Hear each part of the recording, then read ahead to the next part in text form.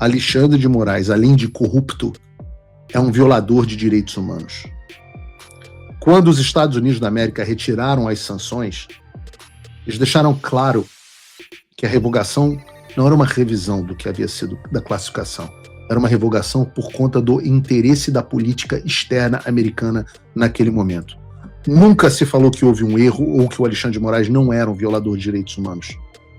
Eu digo a vocês, eu olho para vocês agora e digo a vocês que no que depender de mim, eu vou continuar trabalhando incessantemente, não só para que o Alexandre de Moraes seja sancionado, para que ele seja removido do poder e preso. Paulo, é possível que as sanções Magnitsky sejam reinstituídas ao Alexandre de Moraes? É extremamente possível. Eu já deixo claro, amanhã, mais uma vez, Eduardo e eu estaremos em Washington. Olá pessoal, sejam bem-vindos. O meu nome é Bruno. Se você gosta e apoia o nosso conteúdo, então deixa o seu like e inscreva-se no canal.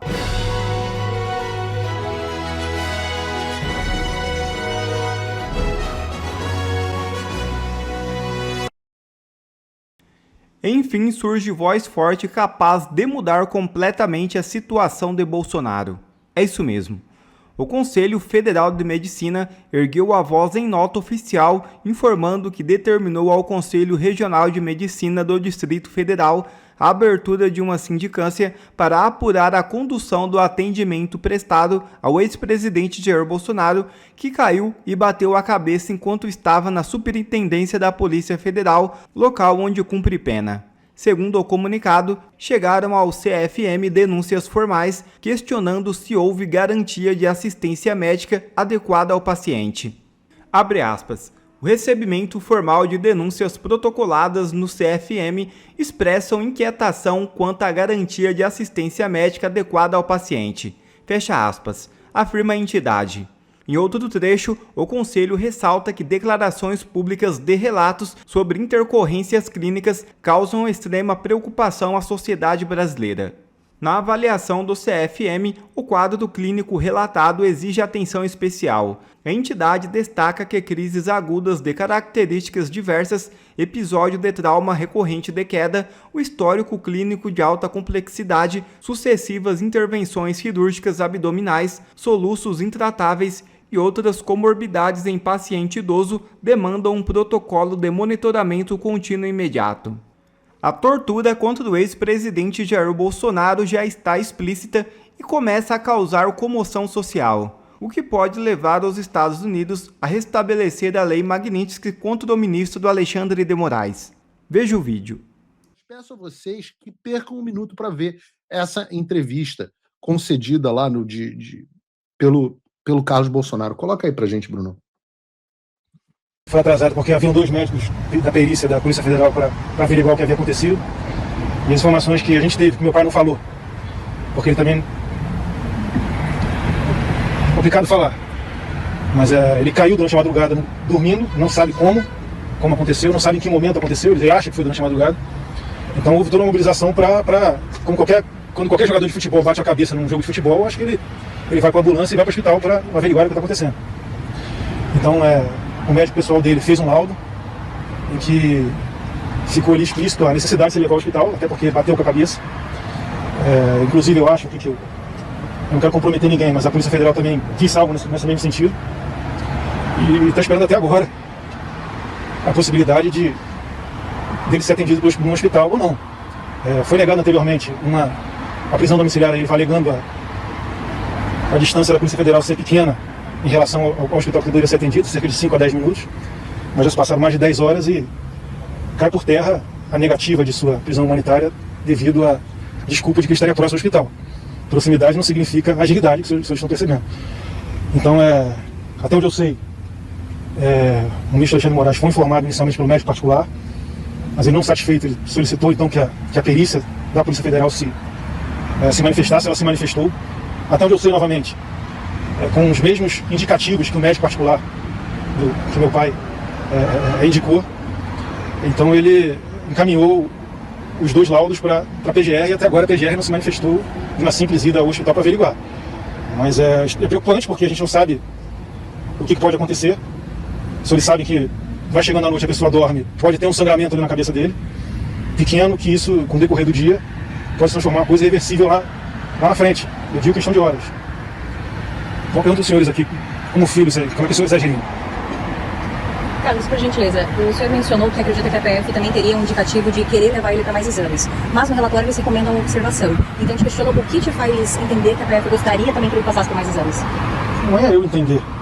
A observação, ela requer exames. Exames básicos. Ultrassonografia, tomografia, e nada acontecendo, retorna à posição inicial. Só que até isso está sendo negado. Eu acho que, como eu disse aqui anteriormente, o jogador de futebol, quando baixa a cabeça, ele vai direto para o hospital para averiguar o que aconteceu. Tá tudo bem, volta. É uma averiguação que qualquer pessoa de bom senso seguiria para um hospital para que isso acontecesse. A gente está aguardando isso até agora, infelizmente, a gente não tem nenhuma resposta para isso. O que a defesa passou para vocês? Há uma expectativa de que possa ser tomada uma decisão O pessoal está estarrecido, porque quando alguém cai e bate a cabeça, as coisas têm que acontecer para garantir a saúde da pessoa. E a Polícia Federal não dispõe aqui, com todo respeito, dos quesitos aí para se averiguar uma situação de observação após bater a cabeça. O senhor sabe que não é assim que funciona uma situação normal com a pessoa que bate a cabeça, pelo amor de Deus.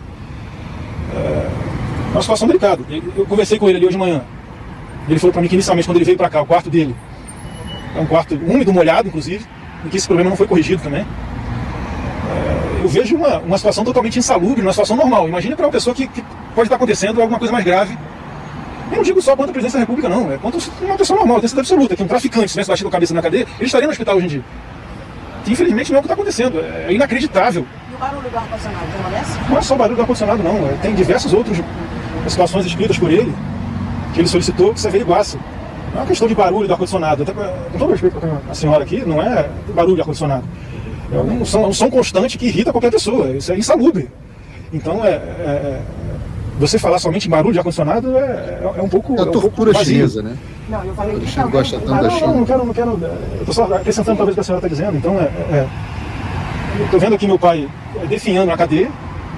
Isso uma situação chocante. extremamente anormal, até para uma pessoa de alta periculosidade, que não é o caso. Eu quero estar perto, quero estar junto, como em todos os momentos eu estou perto ou junto.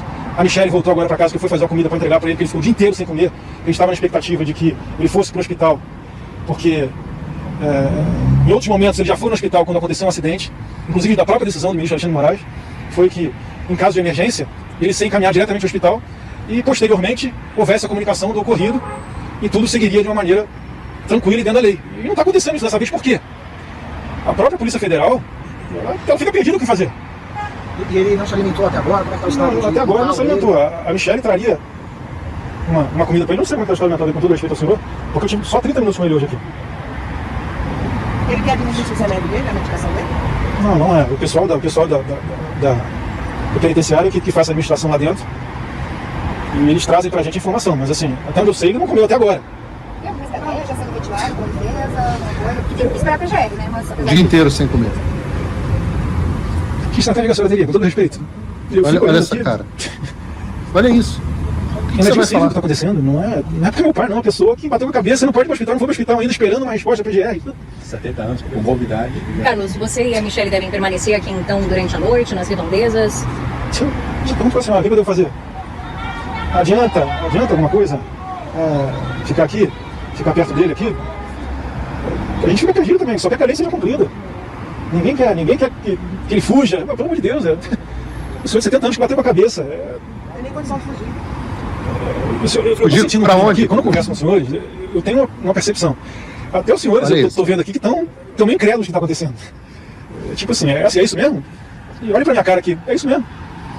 Infelizmente não tem muito mais o que falar pra vocês. É verdade. O senhor acredita que é possível que saia alguma decisão ainda hoje ou de madrugada? Essa esperança da família? Não, eu acho que Segurança vão alimentar, mental. agora há pouco, até porque manter o jejum não é o ideal, mas é um risco que se corre, porque quando vai anoitecendo e há a possibilidade de sono, até onde eu sei, Claro.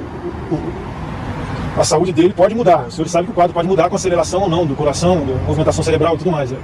Eu acho que o Estado não deveria agir dessa maneira, já deveriam ter encaminhado ele para o hospital para dirimir qualquer problema ou então averiguar e sanar qualquer atividade. A impressão que eu tenho é que parece até que estão querendo matá-lo. E eu tenho dito isso. Eu tenho dito que, com todas as letras, não é, Carlos, não é que parece que querem matá-lo. Eu estou dizendo com todas as letras e em todas as oportunidades, porque, aliás, eu estou num país livre e posso falar o que muitos brasileiros não podem.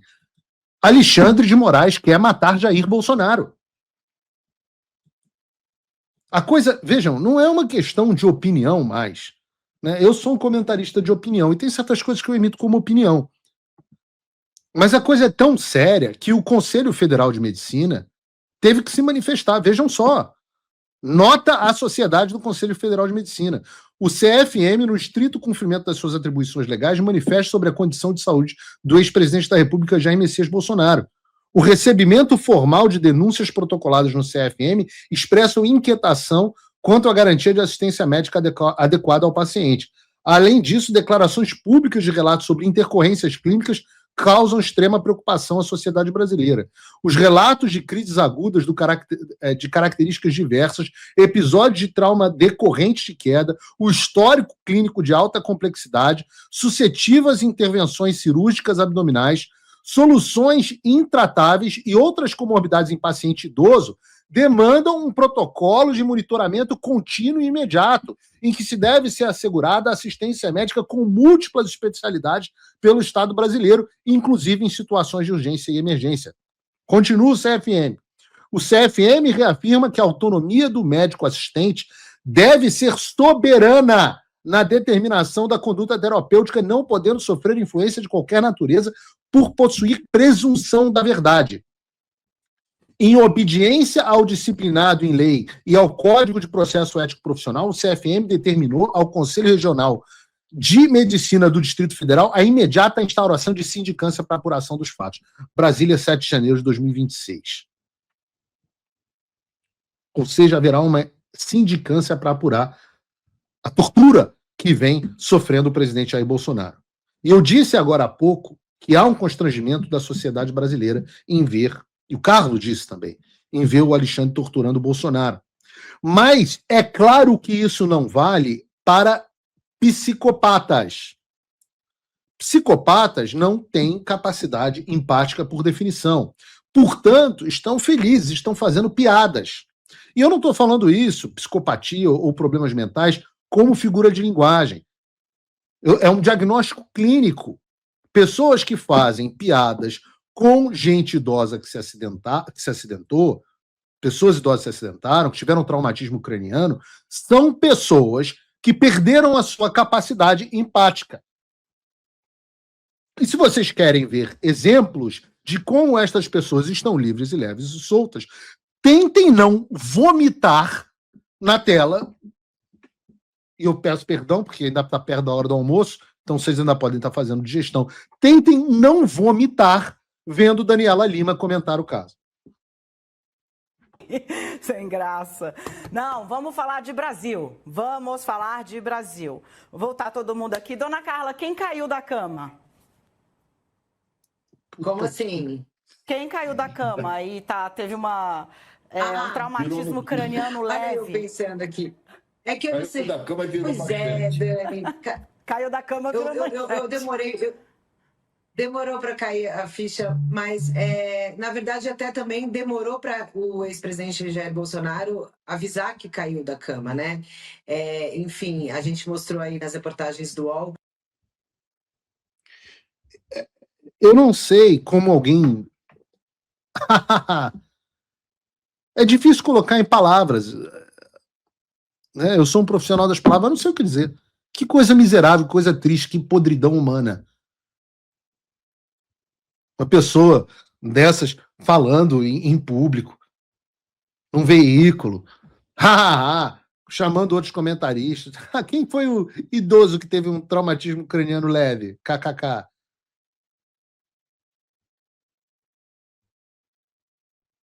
Não sei o que dizer um troço desse. O Flávio disse ontem aqui na entrevista que a expectativa dele é que ele não tem, na verdade, que expectativa de que o Alexandre faça alguma coisa. Já o diagnóstico do senador Flávio Bolsonaro é o mesmo que o meu. Não há o que se esperar mais do Alexandre de Moraes. O que hoje se espera, milagrosamente, é a possibilidade de algum ministro do STF se insurgir contra isso e utilizar os poderes que tem para mandar em contramão do Alexandre de Moraes, mandar o Bolsonaro para a prisão domiciliar humanitária. E eu espero que isso aconteça, eu espero mesmo. Eu meio que torço para que ainda haja algum homem de valor e não um homem de preço, né? Homem de preço a gente tem, homem de 129 milhões e outros, mas homem de valor no Supremo Tribunal Federal, eu não sei. Eu tenho uma torcida, mas não sei se tenho a expectativa de que isso aconteça. No final das contas, resta o que nós sabemos. E nós sabemos disso. Alexandre de Moraes, além de corrupto, é um violador de direitos humanos. Quando os Estados Unidos da América retiraram as sanções, e nós vamos voltar a esse assunto mais tarde, eles deixaram claro que a revogação não era uma revisão do que havia sido da classificação, era uma revogação por conta do interesse da política externa americana naquele momento. Nunca se falou que houve um erro ou que o Alexandre de Moraes não era um violador de direitos humanos. Eu digo a vocês, eu olho para vocês agora e digo a vocês que no que depender de mim, eu vou continuar trabalhando incessantemente, não só para que o Alexandre de Moraes seja sancionado, para que ele seja removido do poder e preso. Paulo, é possível que as sanções Magnitsky sejam reinstituídas ao Alexandre de Moraes? É extremamente possível. Certamente não é fácil, mas também não era fácil que ele fosse sancionado. E a gente vai continuar fazendo de tudo para que isso aconteça. Olha, eu já deixo claro, amanhã, mais uma vez, Eduardo e eu estaremos em Washington, em reuniões em busca de uma política externa americana mais favorável ao Brasil. Não tem jogo perdido. Ah, meu Deus, tomamos como é que eu posso chamar isso? Um contratempo forte? Tomamos. De fato, foi um contratempo forte. De fato, não era algo que nós esperávamos, planejávamos ou queríamos. Mas a vida é assim, não tem jogo perdido, não tem mimimi, não tem essa de ficar chorando embaixo do lençol.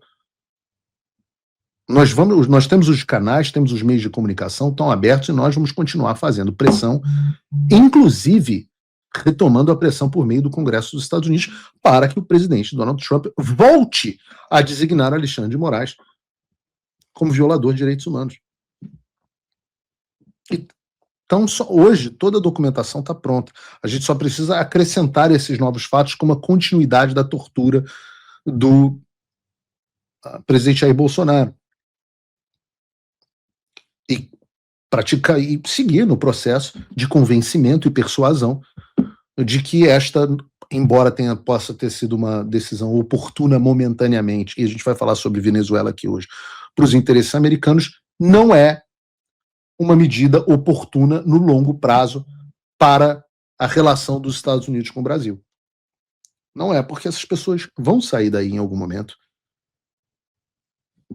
E os Estados Unidos sempre foram defensores dos direitos humanos. E a gente vai falar sobre isso no programa de hoje. Então, sim, vamos continuar trabalhando para uma política externa mais favorável ao Brasil, vinda dos Estados Unidos. Claro, Donald Trump sempre vai priorizar o interesse americano, mas nós vamos trabalhar para que isso também leve em consideração as necessidades urgentes e prementes do povo brasileiro. E isso inclui, sim, por que não, a possibilidade da restituição das sanções ao Alexandre de Moraes. Não estou prometendo, não estou fazendo nenhuma promessa, exceto a promessa de que vamos continuar trabalhando nessa direção. Todos aqueles que quiserem fazer alguma coisa nessa direção também são bem-vindos.